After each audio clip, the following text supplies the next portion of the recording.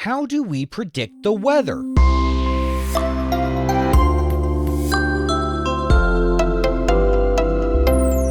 Hi, welcome to Curious Kids Every Day.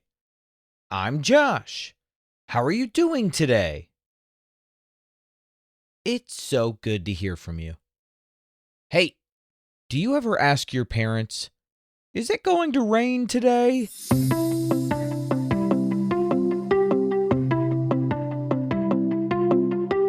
I used to ask my parents that when I was a kid. And then you know what we would do? We'd turn on the TV to a channel called the Weather Channel. It would tell you what the weather in your area was going to be for the next few days. With a 10% chance of precipitation and a low of 50 degrees. And that's the weather report. Now back to our regular scheduled programming. But now when my kids ask me if it's going to rain today, do I have to turn on the TV anymore? Or has the technology improved? Right. I have a little weather app on my phone. And it'll tell me what the weather might be like for the next several days.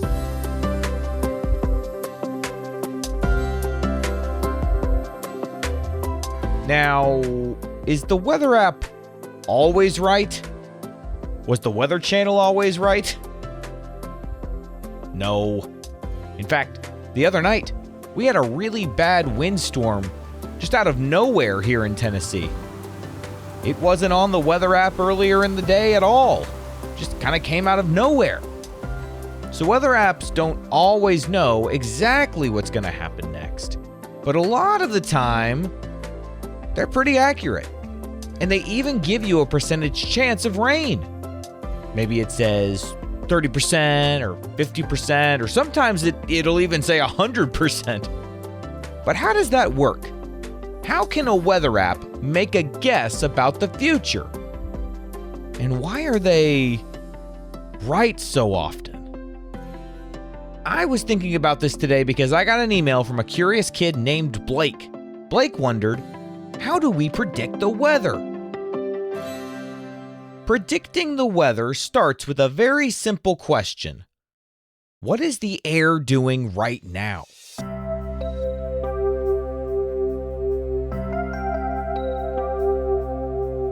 Scientists all over the world are constantly measuring things like temperature, wind, air pressure, humidity. They get all that information from a huge mix of sources. Weather stations on the ground, ships in the sea, airplanes in the sky, radar, satellites, and something called weather balloons. Do you know what a weather balloon is? Weather balloons are amazing. They float way up into the atmosphere and beam back data about what the air is doing many, many miles above our heads. Then there's radar. Radar tracks where rain and storms are moving. And satellites, they look down from space and can see enormous cloud systems stretching across whole continents.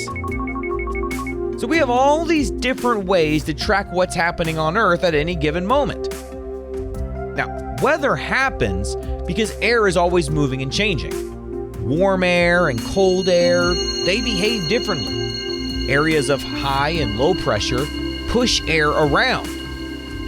Water in the air can become clouds or rain or snow or storms. So predicting the weather is really about figuring out what all that moving air is about to do next.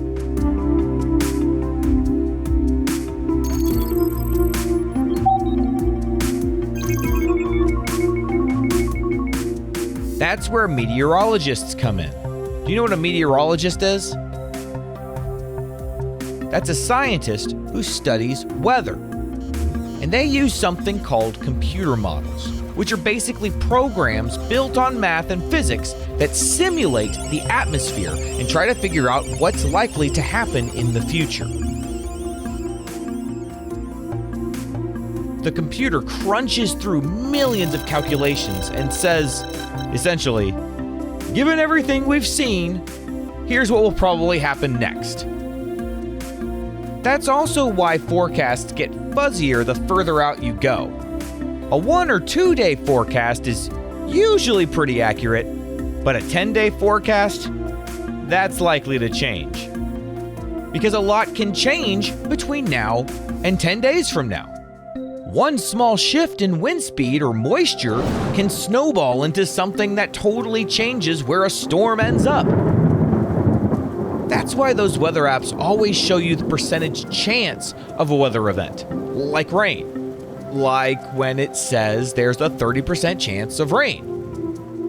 That means there's a 30% chance that actual measurable rain will fall where you're standing during that forecast window. And 30%, that could mean it might rain, might not rain, maybe just keep an eye on it. But if it said 80% chance of rain, well, you know that the meteorologist feels pretty certain that there will be rain. But there's still a chance it might not rain.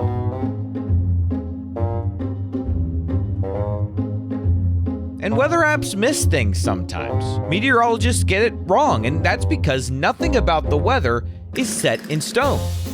Meteorologists are just really good guessers. They take all of the available information and make the best guess they can. Sometimes they get it wrong, but more often than not, they get it right. The atmosphere is enormous and very complicated, and it's always changing. There's no way to measure every pocket of air everywhere on Earth all at once.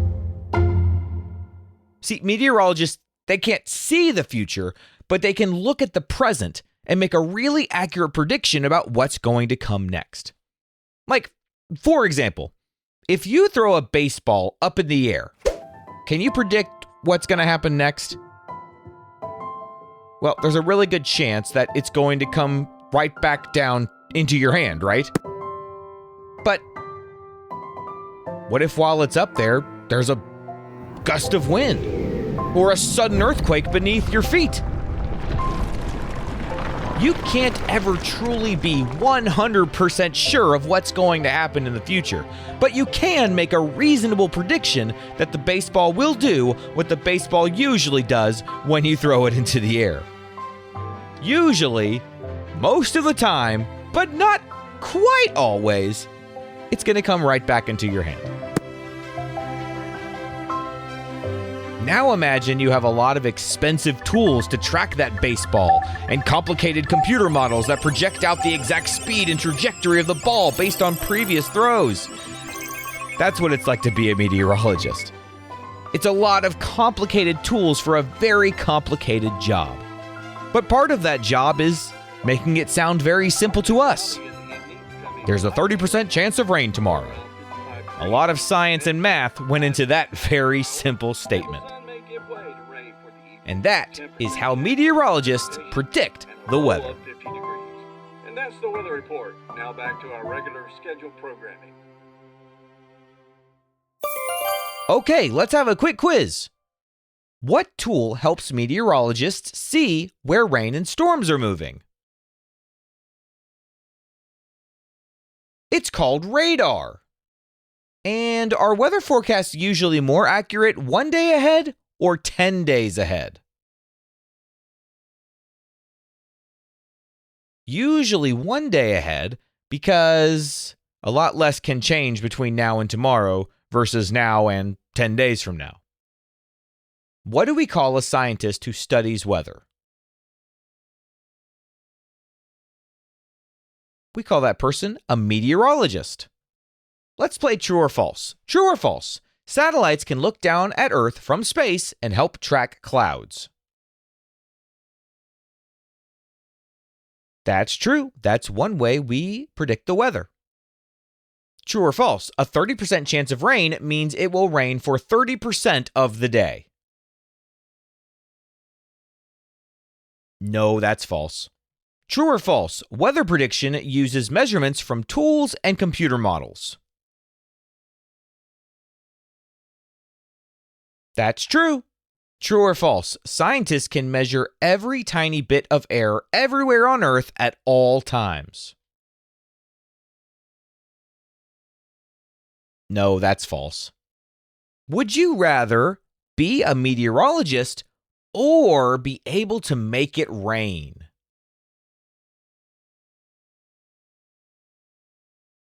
It would be cool to be able to make it rain, but I think I would like to be a meteorologist. That sounds like a really fun job. Let's play What Am I? What am I? I float high into the sky. I carry instruments to measure things, and I help you know what the air is like high above the ground. What am I? I am a weather balloon. So much goes into predicting the weather. I am amazed by it. Have you ever thought about being a meteorologist? I think that sounds like such a cool job. You get to look at computer models all day and help make predictions and explain how weather works to other people. That just sounds really neat. And if you've found this episode interesting, maybe one day you could become a meteorologist. What kind of question do you think we'll ask tomorrow on Curious Kids Every Day? I can't wait to find out. So until then, keep asking questions and stay curious, kids. And we've got some birthdays today. Today is Jansen's birthday. Jansen is from North Carolina and Jansen is turning 4. Happy birthday, Jansen. Bowden is from Dubai and Bowden is turning 6. Happy birthday, Bowden. Cooper is from Washington and Cooper is turning 5. Happy birthday, Cooper. And it's Edison's birthday today. Edison is from Montana. Happy birthday, Edison. Bonnie is from Scotland and Bonnie is turning 6. Happy birthday, Bonnie. Ryan is from Melbourne, Australia, and Ryan is turning 6. Happy birthday, Ryan. Desmond is from Massachusetts and Desmond is turning 5. Happy birthday, Desmond. Milo is from Utah and Milo is turning 5. Happy birthday, Milo.